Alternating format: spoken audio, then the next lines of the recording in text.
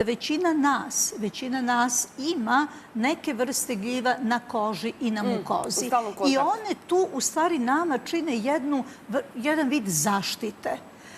Ako se nešto desi, znači ne mora pad imuniteta, ako, na primjer, sam ja na dugoj antibakterijskoj terapiji koja će meni da eliminiše sve one dobre bakterije, onda će time dati mogućnost da se moja gljivična normalna flora sada razmnoži, tako da onda dobijete vulovaginalnu kandidijazu, oralnu kandidijazu i slično.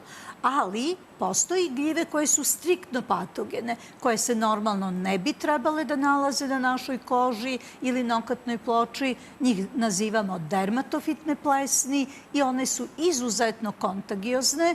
Dakle, ako ja imam tineupedis, vrlo često gljivično oboljenje stopala ili nokatne ploče, i ako koristim spa centre, bazene kao što i koristim, onda je to velika mogućnost da ja prenesem, da sa mojih nogu, jer tako, bez obzira da li koristimo papuče ili ne, neko se drugi inficira i obrnuto da ja se inficiram. I naravno, tome su posebno skloni, evo, na primjer, Đorđe i ja, 50+, a tek kad je 60+, to je gotovo.